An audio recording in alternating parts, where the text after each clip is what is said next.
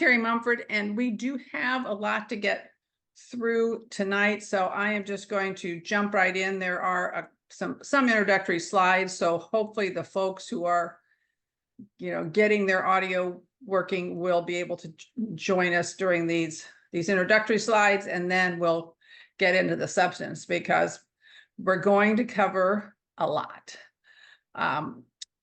I'm Terry Mumford, and Kaz Margano is our co-host. She will be monitoring the chat. So as we go along, put your information in the chat. Where are you joining us from? We, over the course of the presentations that we've done, we've had people sign on from basically all over these United States, and we're hoping that continues tonight. This program is brought to you by Building Bridges for America Action Fund, and on the slide here is our mission, values, and vision statements, as well as a statement from the Democrat Party, where we stand. One thing I want to mention about these slides is that these slides are on the website. They're available for you to use in your with your groups if you're asked to do a presentation. And as I go through the slides, I'll just make a couple, mention of how we've structured the slides in a way that we hope is useful for you. This is one of 8 sessions that are part of our political organizing classes. There are 2 civics classes. This is the first of those 2. There are 3 grassroots organization classes. And then there are 3 what we call power classes, which really talk about or train you to be effective in your communications. These sessions are now scheduled out. This is part of session 1, then we'll have session 2, and then session 3 will go into July. We ask you to keep yourself muted unless you're speaking, and the opportunity for speaking is going to come at the end. And as I mentioned earlier, please introduce yourself in the chat, post questions, and feel free to talk with each other in the chat because it's been really fun. In I think virtually every presentation, we've had someone say, well, I'm joining from Kalamazoo, Michigan. And someone else will say, oh, I'm your neighbor. And there's some really good connections that are made. This meeting will be an hour, and I'll be talking fast for an hour. And then at the end, we will have Q&A, and we really appreciate your being here. I am a retired lawyer. I spent my entire legal career in and around government, and I'm one of those people who is still enthusiastic about government. We have the best governmental structure I think you could have, and and we can use our government structure to deal with the problems that we face. As I mentioned, on our website there is a workbook that you can use, and you can use it as part of the training.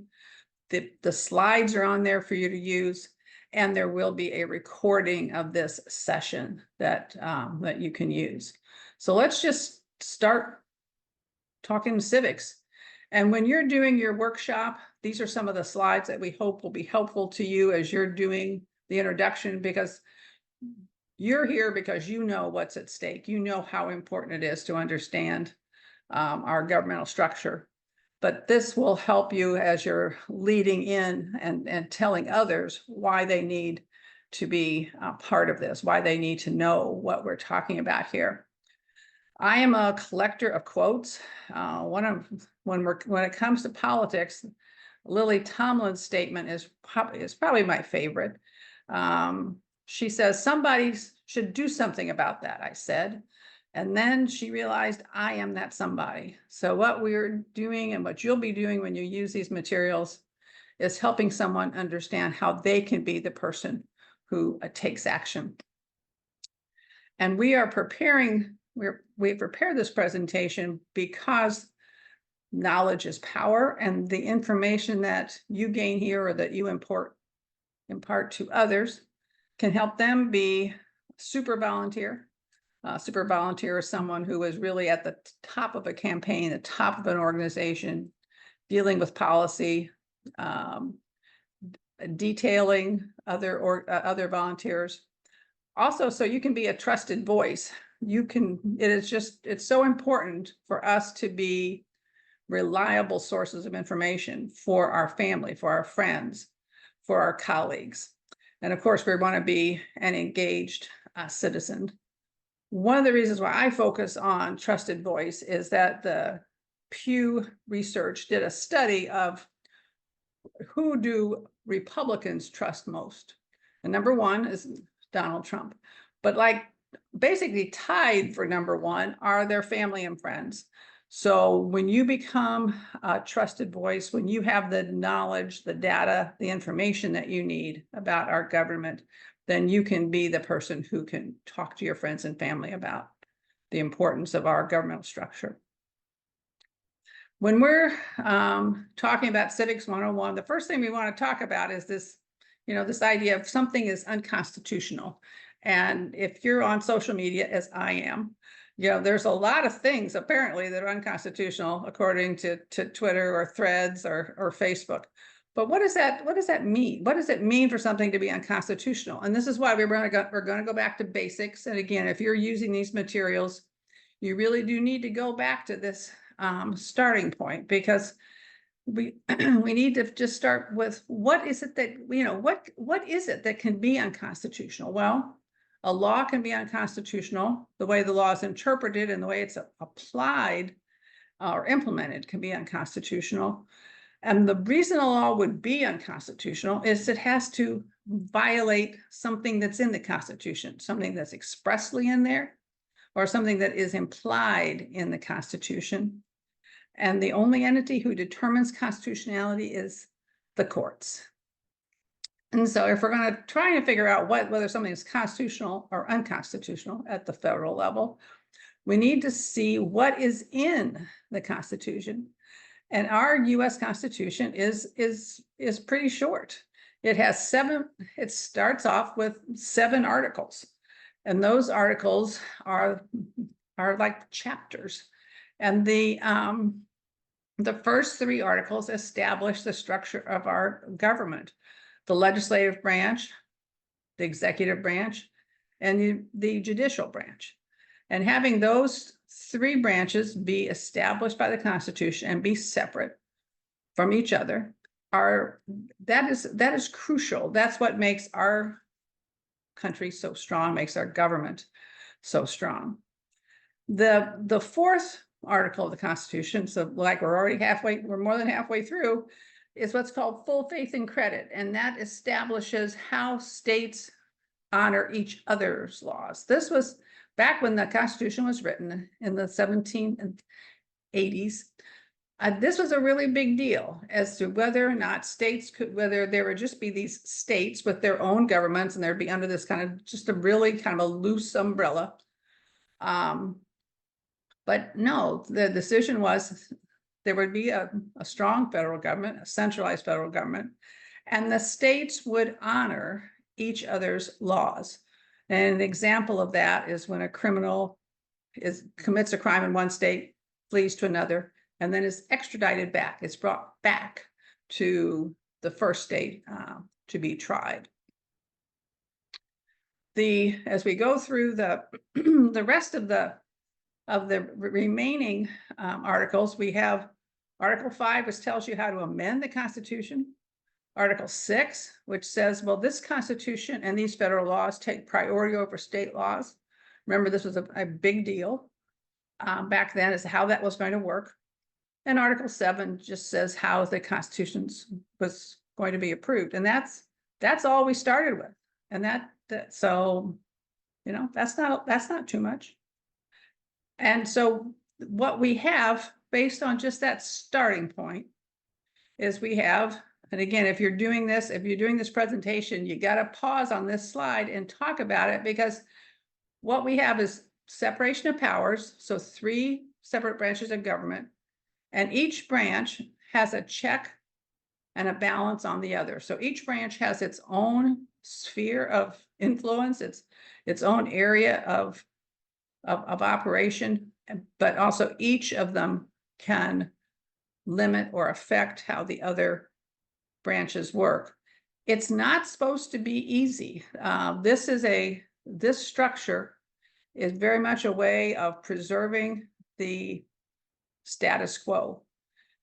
So if we want to make something of if we want to have a big change, we have to look at all three of the branches of government, and we have to figure out what our strategy is going to be in each branch, and then we have to know where we need to operate in a particular instance. And this balance of power, this separation of powers, and these checks and balances this is the federal structure, but it's also the structure of each of our states and many of our cities, towns, and counties. Ketanji Brown Jackson, who's now, as we know, an associate justice of the Supreme Court, when she was an appeals court, said in 2019 that presidents are not kings. She talked about, again, separation of powers, and she presented it in a way which I think is just so clear, so understandable. And again, something that you may want to emphasize if you're making this presentation. And that is that our constitutional scheme, even though it brought together and centralized power, is still designed to prevent tyranny. Powers are split vertically and powers are split horizontally. The vertical split is what we call federalism, where we have federal government and we have state government. That's the vertical. And the powers are split horizontally, the legislative, executive, and the judicial. And both of these directions, in terms of both of these ways that power is split, though it's crucial to keep government from becoming too powerful and encroaching on our individual liberties.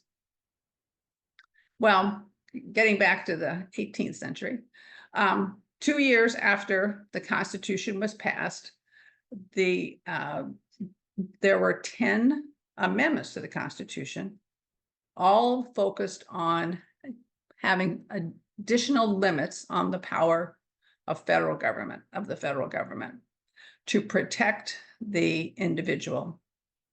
And we know about the First Amendment, because that's the amendment that guarantees individuals freedom of religion, speech, press, and assembly, and the right to petition the federal government. The Second Amendment is the right to bear arms. And we work our way through additional protections, and these are protections of the individual from federal government action. And then the last two, the Ninth Amendment, says, well, just because we haven't listed a right for an individual doesn't mean that individuals don't have those rights.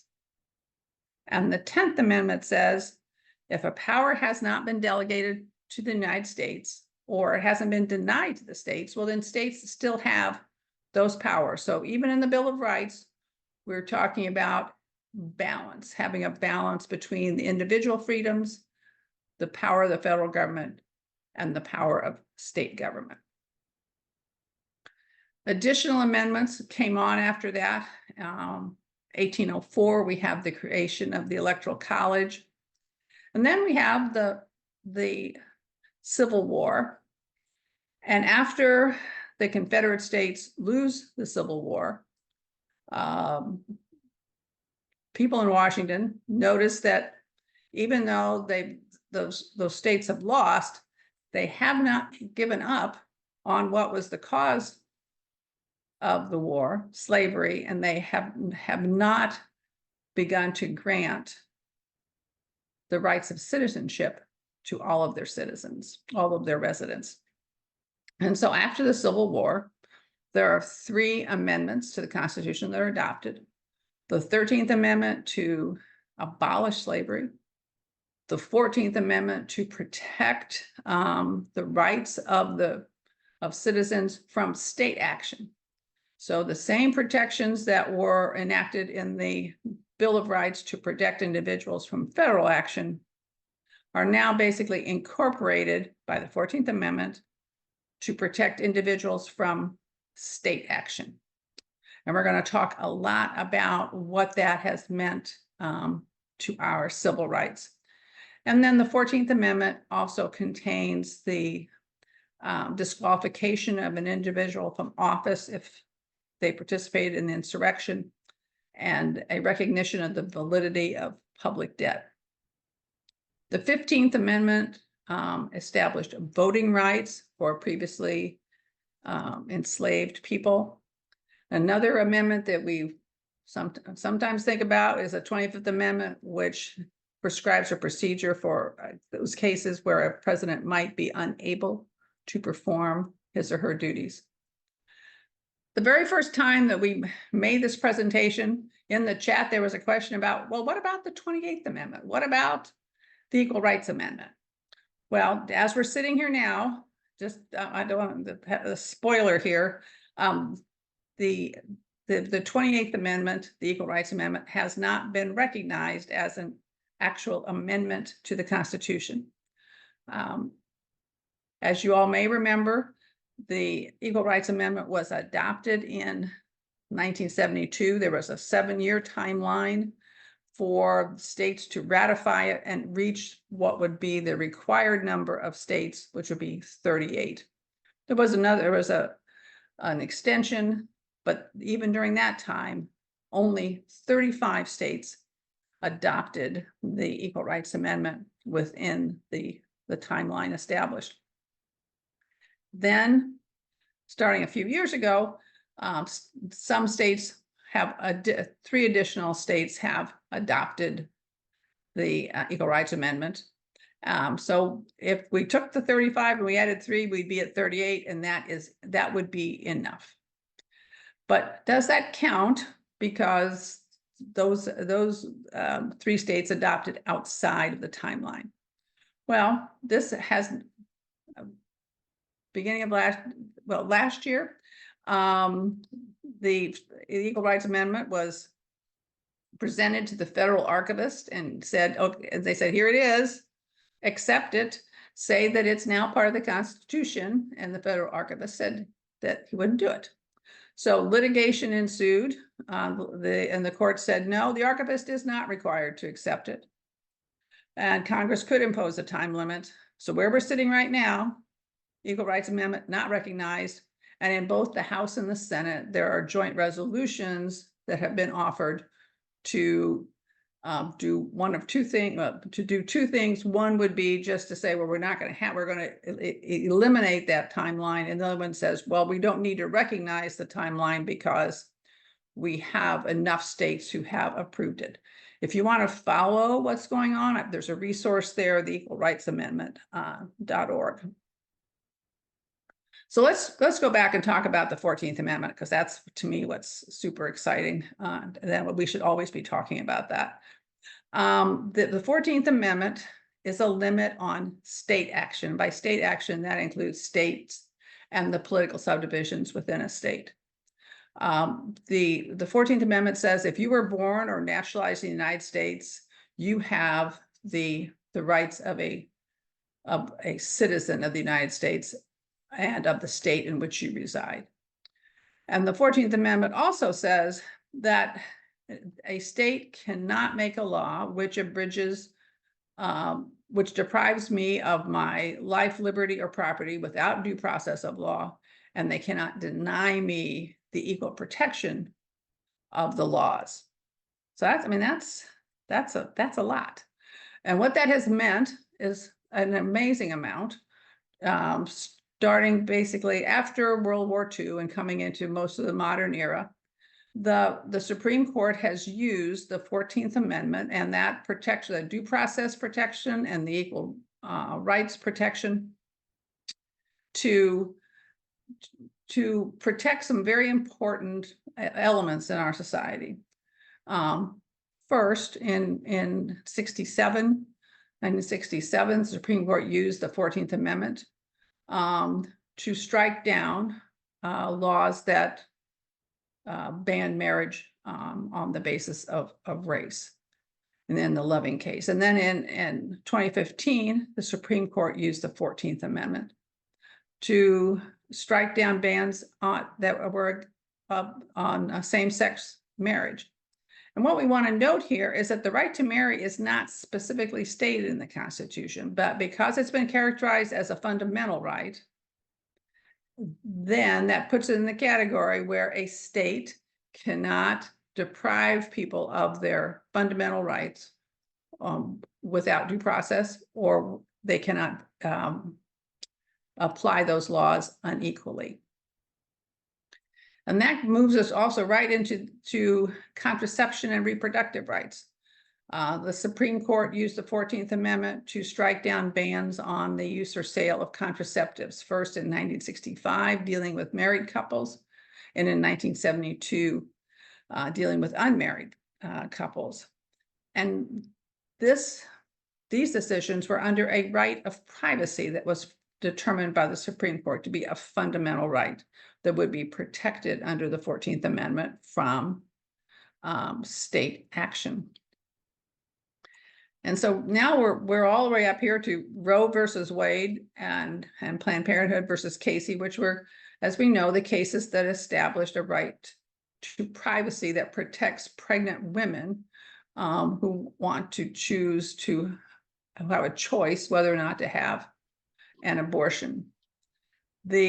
I thought the abortion been banned. We're gonna have Up to a certain extent.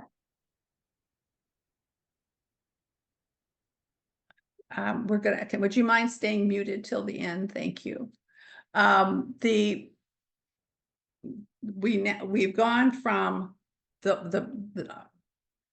those cases in 73 and 1992 were decided under a right of privacy, which is a fundamental right under these cases, which would be protected from state action.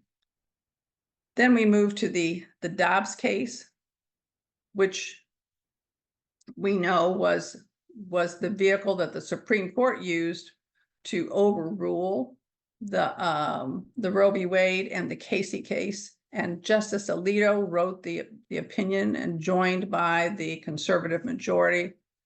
And they said, well, we understand that the prior opinion said that the 14th Amendment does not provide a right to, that the 14th Amendment does protect a right to abortion.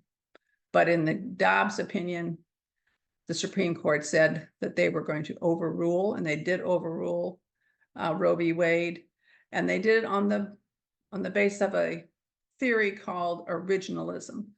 And originalism means that for those justices, that they are going to go back and see whether or not the Constitution has a specific reference to abortion, or is there an implied protection for abortion. And the court concluded that the Constitution, of course, does not specifically reference abortion, and that the abortion is not protected as an implicit right under the Constitution, because to be an implicit right, a right has to be deeply rooted in the nation's history, and it must be part of the concept of an ordered liberty. Alito said, well, what our decision does is it returns the issue of abortion back to the states, and it allows women to vote and make and affect policy at that state level. So he's basically, Alito and the conservative majority on the Supreme Court is basically challenging us to use our votes at the federal, state, and local level to reestablish or protect a right to have for a woman to choose her own reproductive health.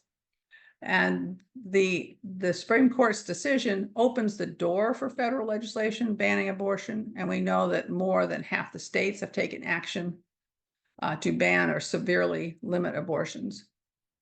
In addition to the impact of the Dobbs rationale on reproductive rights, using that originalism history test would clearly put the rights of historically disenfranchised people at risk. You would be looking at perhaps going backward on the right to contraception, going backwards on same-sex marriage, going backward on interracial marriage, going backward on equal education. I want to talk about how the Second Amendment can also be brought to the states via the 14th Amendment. Starting in 2008 in the Heller case, the Supreme Court said that the Second Amendment guarantees an individual right to possess firearms independent of service in a state militia. And then in the McDonald case, City of Chicago in 2010, the Supreme Court said, well, the Second Amendment applies to state and local governments through the 14th Amendment. So the 14th Amendment doesn't just bring forward like some of our favorite parts of the Constitution. It can bring forward, and it does bring forward, the protections of the Second Amendment to the so that is also judged under the standards of the 14th Amendment.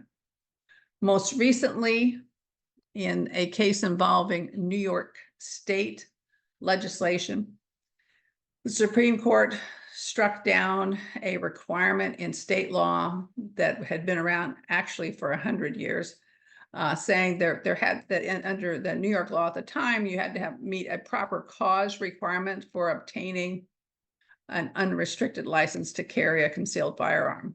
And the Supreme Court says that violated the Second Amendment as brought forward to the states by the 14th Amendment. The New York State legislature apparently knew this was going to happen, that their law was going to be struck down. So they acted immediately to adopt a new law, the Concealed Carry Improvement Act. That law was also immediately challenged as a violation of the Second Amendment.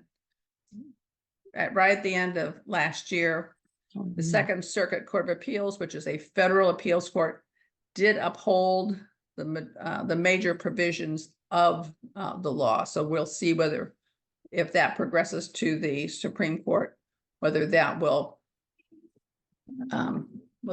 stand.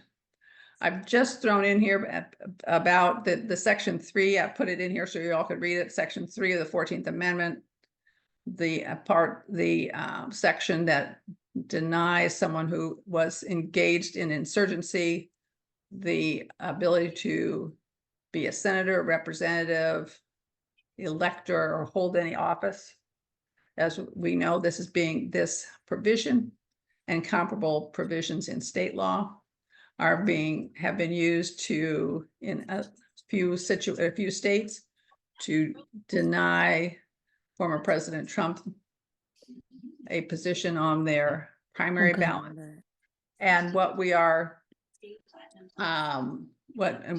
will be determined in the courts is it basically who gets to determine the meaning of insurrection and who gets to determine the meaning of the word officer.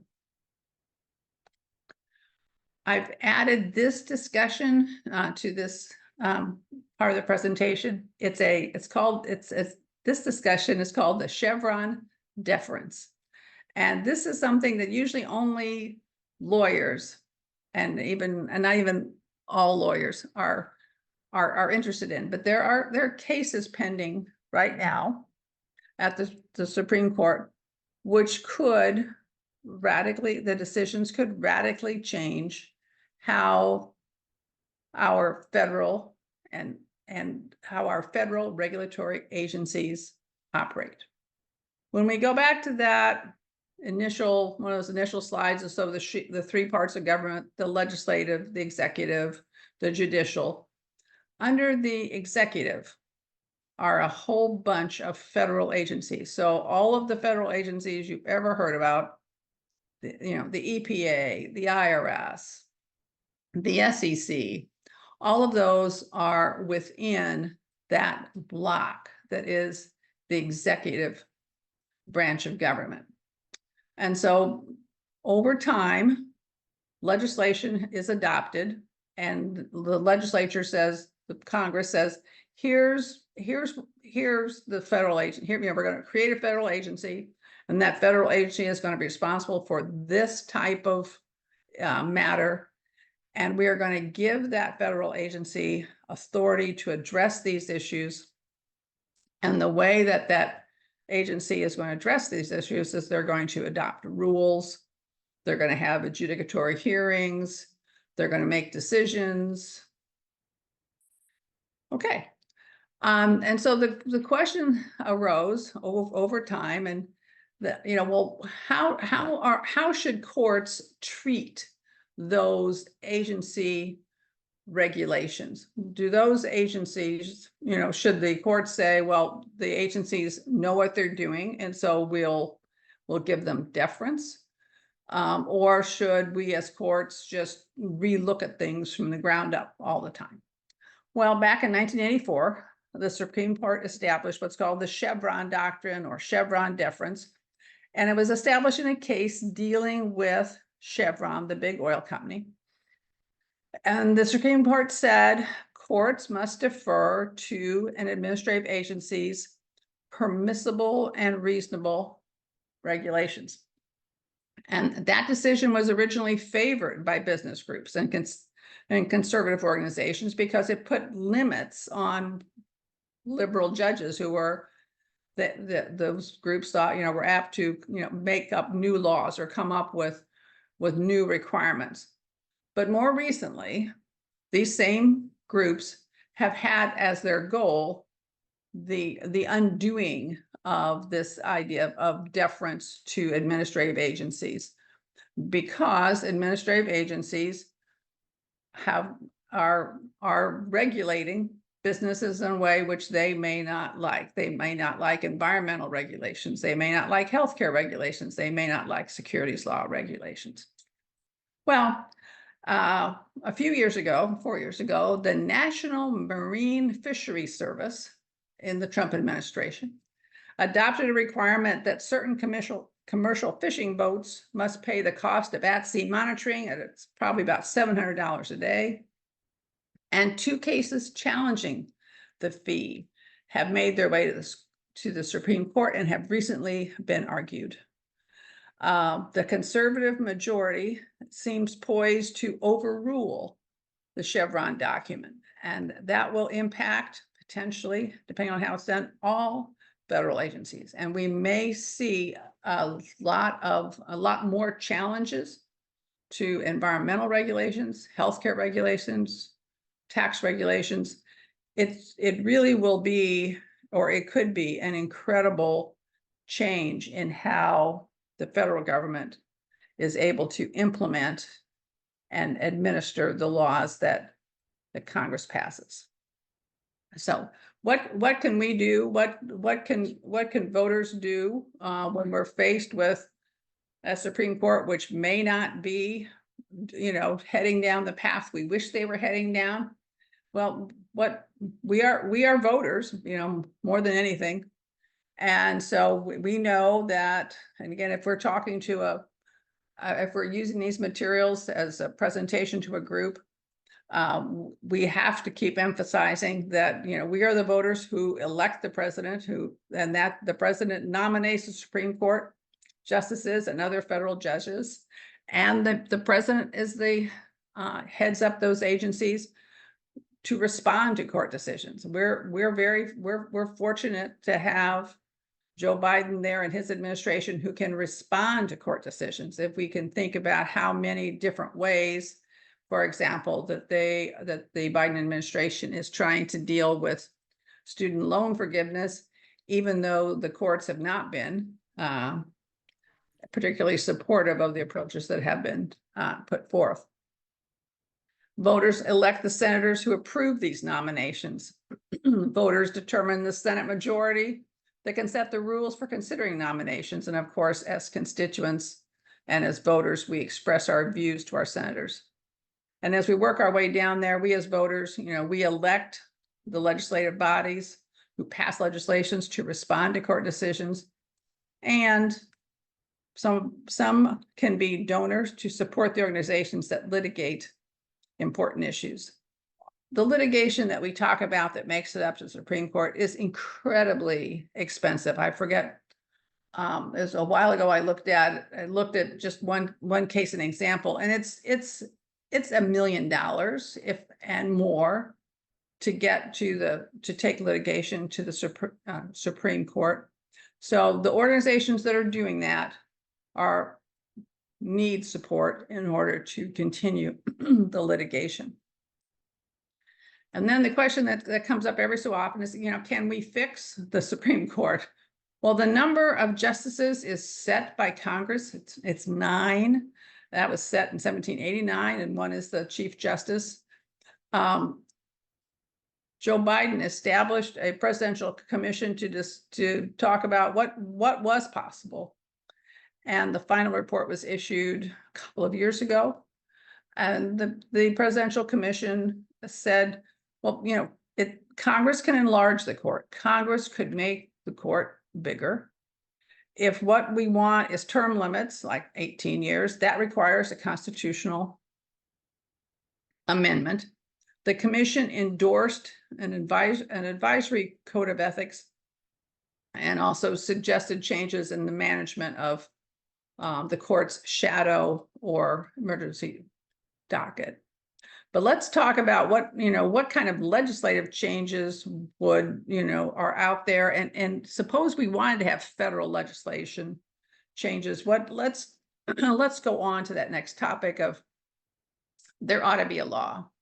And this is where we really slip into those presentations that you might be wanting to make to a group to kind of bring them along, just help them understand the basics. What is, how does a bill become a law in Congress? And once you walk them through these steps, those will be the steps that will also apply in most states. And so in the workbook, we have these pages that you can use for your, for your own review. And again, if you want to make a presentation to your Democrat club, your local, your bridge club, if people still have bridge clubs. In our workbook, we have some particular topics, and this one is about the Senate filibuster rule. And if we're watching those kind of CNN and those kind of shows, we'll hear the commentators talk about that the Senate filibuster rule prevents action from being taken. And what the filibuster rule says is that for certain types of legislative measures, it takes at least 60 votes to move something forward. Now, the filibuster does not apply to reconciliation. And reconciliation is basically the budget and revenue and the debt limit. It does not apply to the appointment of judges and the cabinet. And if the filibuster is invoked, it can be stopped only by something called cloture. And cloture is a motion that is made to end the filibuster, but that requires 60 votes. If in the case where the filibuster does not apply, only a simple majority of the Senate is required for action, which should be 51 votes. And you may have seen on the news that Kamala Harris has been the tie-breaking vote, has been in more cases than any other vice president has been, because as we know, the vice president can cast the tie-breaking vote in the Senate. On this slide, we also have a quote from our American Government, which is a publication of the US Congress. What kind of government are we? We are a federal government, meaning we have multiple levels of government. We are a representative, democratic republic, meaning that the people have the means to control government and people choose their elected delegates. So who's in the US House and Senate? As we know, there are 100 senators, 2 per state, regardless of population, and they serve 6-year terms. This, again, this is a slide that you would probably use if you were, making a presentation to a group, just to make sure that they did have the basics. If we're talking about the US House of Representatives, there are 435 representatives, and that number is set by federal statute. Each state has at least 1, and the total per state over that's greater than 1 is based on the population of that state, and the process to allocate that 435 is called apportionment. And as we know, every one of the members of the House of Representatives serve a 2-year term, and that their districts are determined by the state legislature through redistricting. So who's up for election in 2024? Every US congressman and 1/3 of the US senators. So, check on your US senators, determine who is your US representative, get to know their views and vote accordingly. And in 4 weeks, we'll have a course on tips for writing to or communicating with your elected official. We're going to talk about that part of the workbook that deals with elections. And our approach here in the workbook is to give you some definitions, some really basic touchstones that you can use as a reference point for yourself, but also if you're making presentations to others.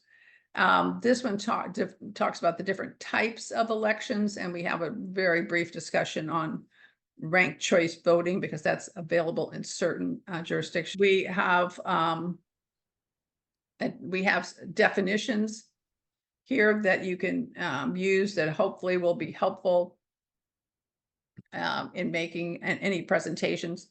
One of the definitions we want to note here is the definition of gerrymandering, which is the practice of drawing, they call it constituency maps or district maps, to increase a particular candidate or party's advantage. And as we think about elections, we have to realize how much of the authority for running elections is at the state level, because even though the federal government has jurisdiction over federal elections, the actual conducting of federal elections and of state elections and local elections is really focused at the state level. And if you're looking for local resources to understand what's going on in your state in terms of the administration of elections, you would go to the Secretary of State's office or your county clerk's office. That's where I would go to get information about elections in your state. If we're thinking about the federal role in elections, we think about the 13th Amendment and the voting rights under the 13th Amendment. We are seeing some interest at the Supreme Court level in protecting voting rights under that 13th Amendment. We're going to mention one of the cases in just a minute. And we have the Federal Election Committee, which is responsible for campaign finance information and enforcing limits and prohibitions on campaign contributions. And I think it's in all states you would find a comparable, there will be a comparable state agency. A few things to think about when we're talking about gerrymandering, especially for those of you who live in red states as I do.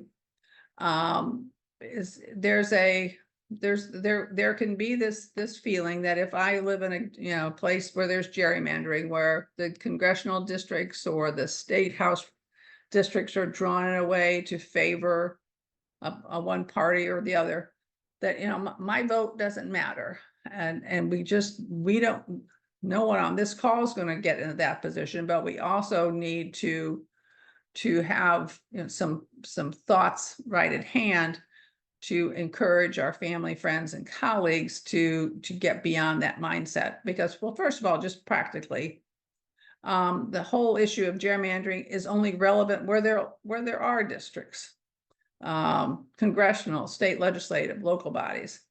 But even in those cases, your voting still matters, because we want to avoid a mandate. We don't want someone to say, look, no one, everyone who voted for me, and so I have a mandate to carry forward my positions.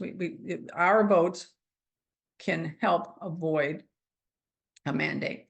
But also we need to think that statewide races, for example, are not subject to gerrymandering.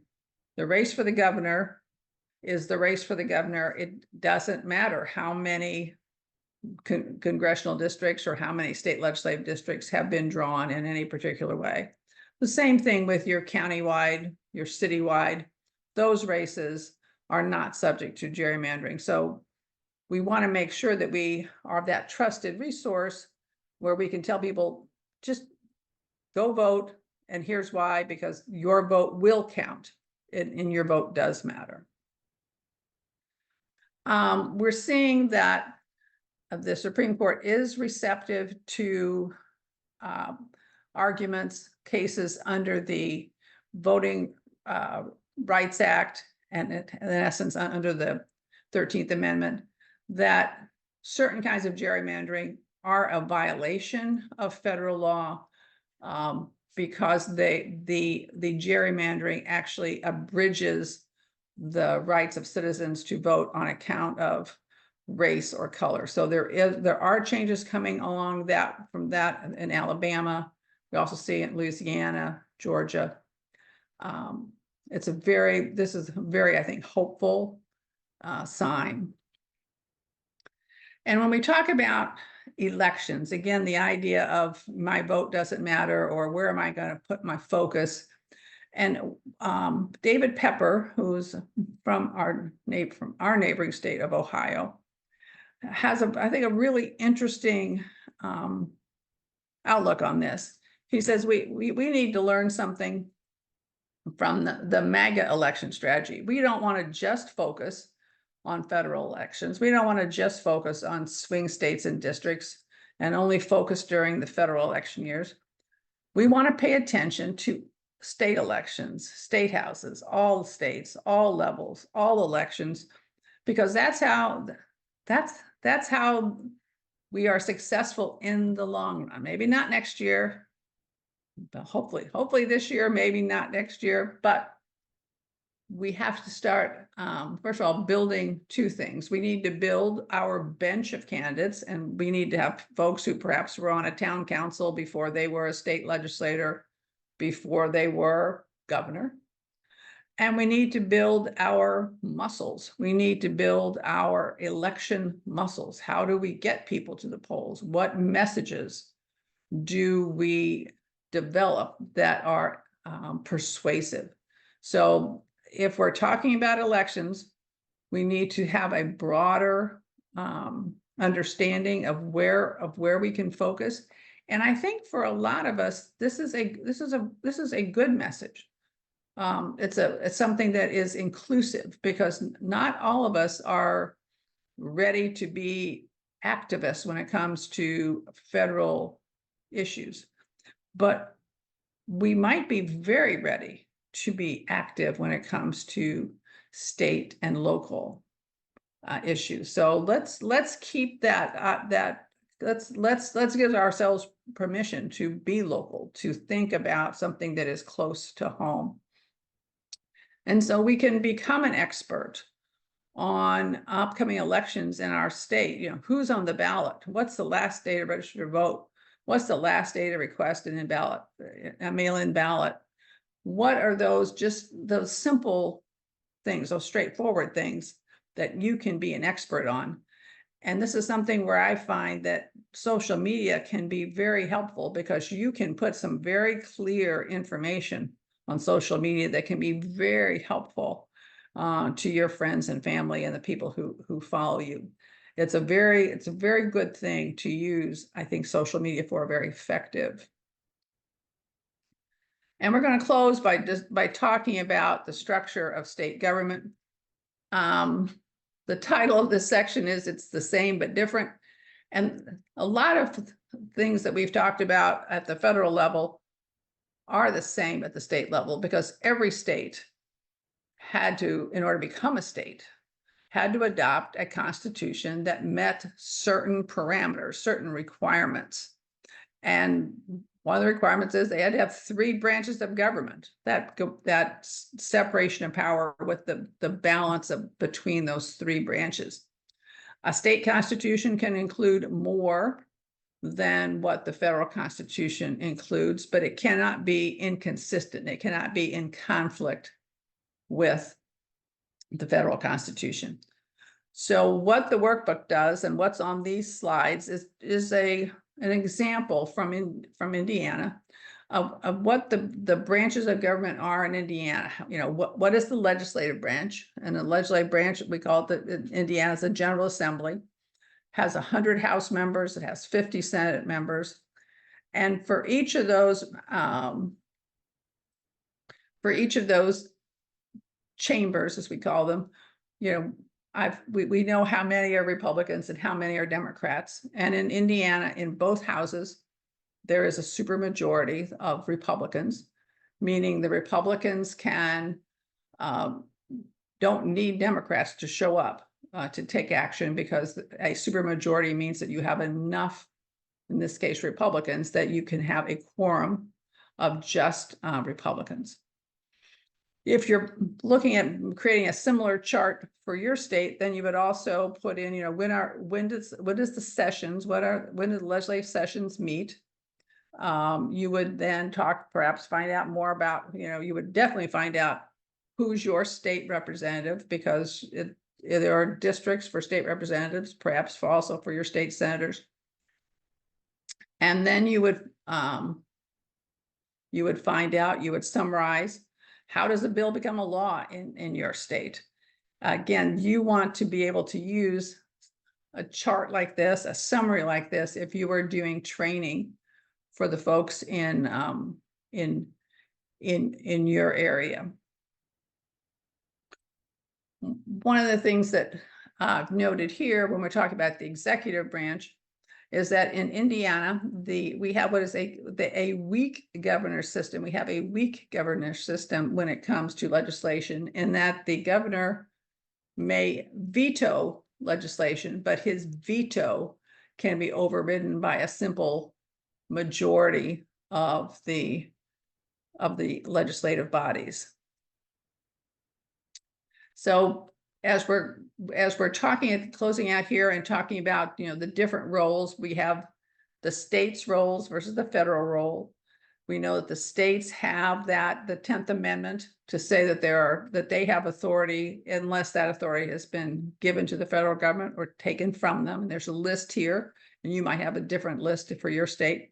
And of course, the federal government, we have the Supremacy Clause, which says that the federal Constitution prohibits the states from interfering with the federal government's powers. And also, the federal Constitution gives Congress the power to regulate interstate commerce. So your homework, if you choose to do it, is to prepare a chart that's like that, of the structure and office holders of your state government, and to think about who's your state representative, your state senator, your counselor. we have a chart in here that's also found in another one of our workbooks, but we've brought that forward into these materials if you want to use it as a template for your homework. And just thinking about where can you use this knowledge? Well, you know, if you're canvassing, if you're working on the phone bank, if you're a poll worker, and then being that network resource. And if you have other ideas of where you think you could use this type of knowledge, go ahead and put those in the chat. There are resources. These are to me, places you would definitely go to if you want to follow what's going on in the Supreme Court. Go to the SCOTUS blog. Who and what's on the ballot? I go to the League of Women Voters. Tracking legislation, Legiscan. We are now wrapping up. Next week, come back for Pop the Disinformation Bubble. It'll be at 8 o'clock Eastern next time. And February 5th, we have our book club, so you can register for that. And we have, went too fast. We have a newsletter for you to sign up for, and I have signed up for it. And even it's great. It's just a good reminder of what's happening. And if you like this program and you want to help us continue, we asked you to go to Act Blue and support us so we can continue to offer these programs for free. Oh my gosh, we're done. We're done. Yeah. Okay. Thanks. We had a lot of good questions, a lot of good discussion going on over there in the chat. So there are some things that I do want to get to. So I'm going to go in order of how they appeared.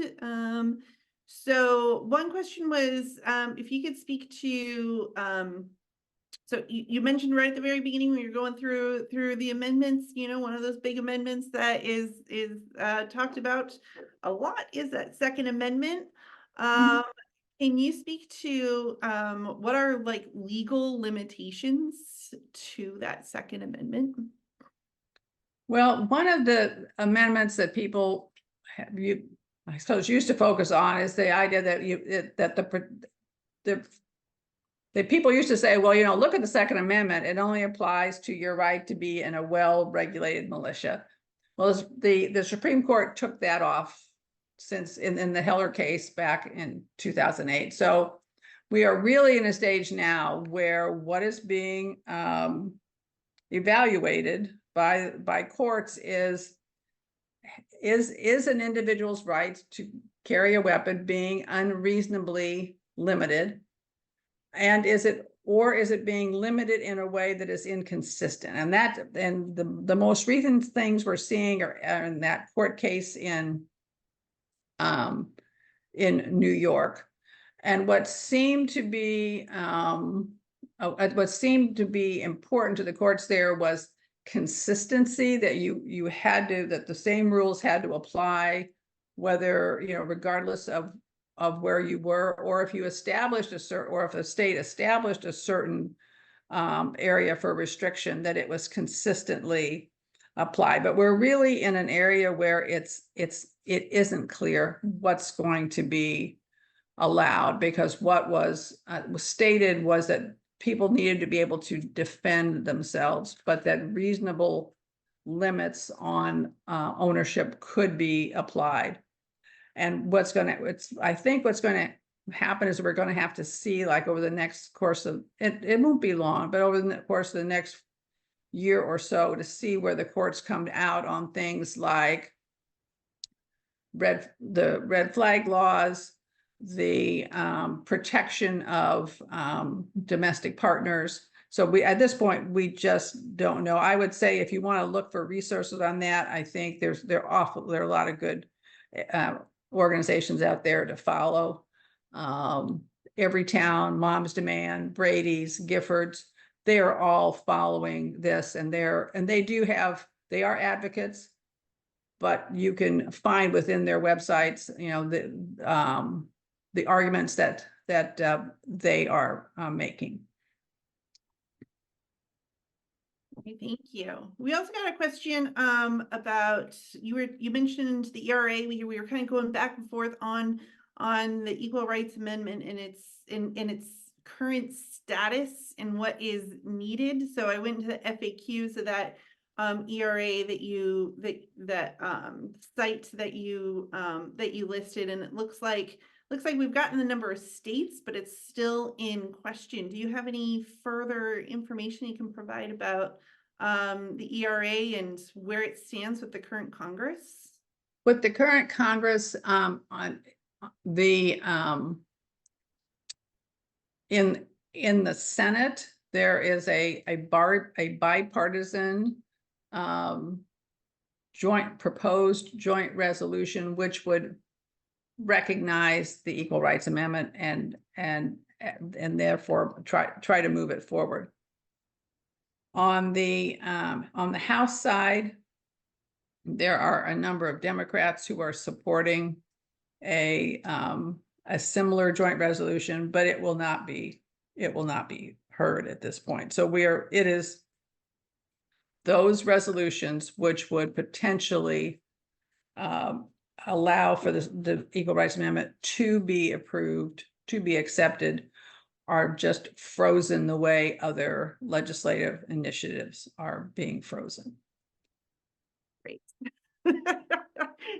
I think someone mentioned that how politics is frustrating, and yes, it is. It's part of but knowing this, understanding it, and knowing what the how it could work, it gives me hope that we can get things hopefully someday back on track if we just keep at it and keep voting and keep getting people in there who actually believe in this governance. We got a question here from David. He asked a question. It's a long question, so I don't know, David, if you wanted to, if I can find you to unmute you. There's a lot of people in this room.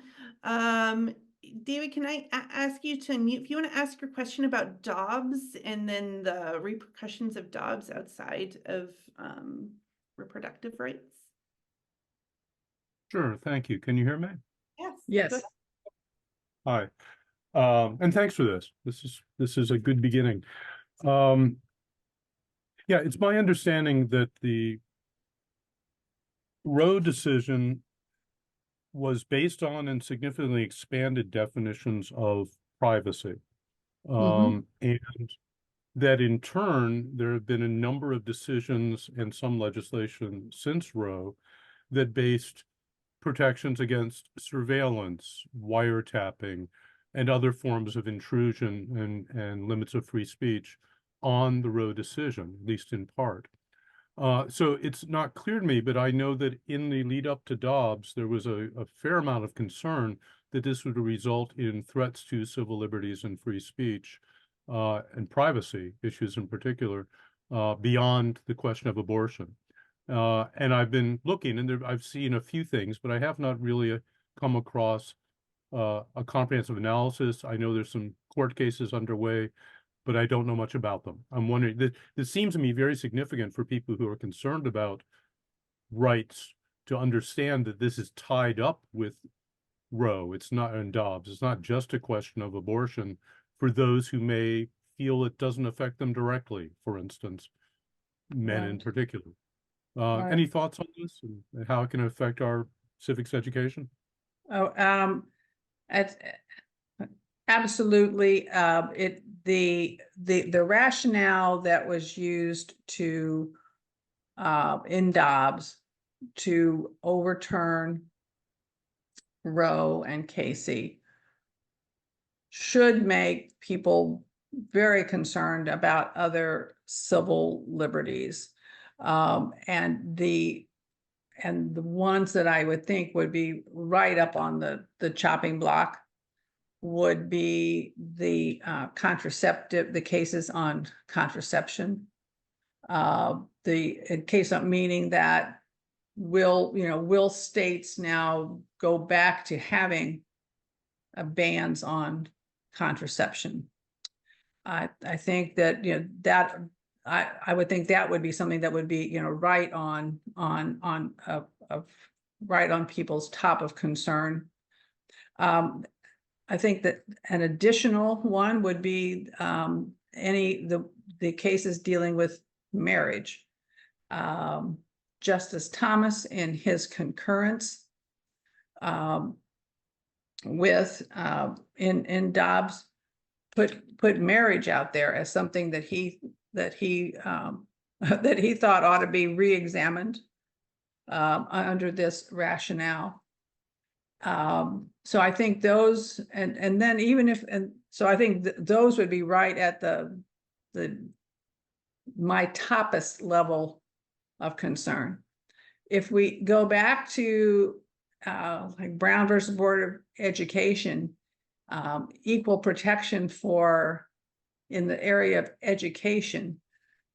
I mean, that is part of, I mean, that is part of what that case comes out of the 14th Amendment being made, applying equal protection to the states. And if we think about what that originalism test means, if we have to go back to when the Constitution was written, or when the Bill of Rights was adopted, and say, well, that's all the liberty we can stand, that's all the protection we can stand. I mean, that is really going back super far, and there's a lot to be lost. On your specific question about privacy and the wiretapping, I actually haven't read something on that, because I think we have the additional protections over there on unreasonable searches and seizures. But so I have not seen, I personally, and I'm not saying there isn't one, I just personally haven't read that one. The ones that what I have read have been really focused on these other civil liberties. Great, thank you. Sure. Thanks, David. And Lisa, we also have, you also have your hand raised. I believe you asked a question. You wanted us to talk more about Chevron, but I'll let you ask you to unmute. So if you want to ask your question. Yeah, I was just wondering if you could speak to that a little bit more. This actually, people, when I bring it up, they say, well, it's about fisheries, they're overfishing. I used to work for NOAA. It actually has nothing to do with fisheries. This is about killing the expertise of the federal agencies, and people don't realize you want safe food, you want clean air, you want clean water, you want safe healthcare, safe medication. This could take away all of that, right? Yes, the short answer, yes. And it really does. I mean, I think the reason it has been about fisheries is that I was, if you look at, if you start, researching it, like the New York Times, the Wall Street Journal, their pictures about this case show like a whole bunch of herring, because I mean, that is what this is about. Those cases are about herring. But this case comes after some other cases that have already been decided that are really pretty awful, that dealt with the EPA authority and with the SEC authority. So the Supreme Court has been making decisions in this area that do just what you're saying, is that they say, well, just because you have a whole agency full of experts doesn't mean that the decisions by those experts are we're going to let them stand. I do think that and this is like what do you call it?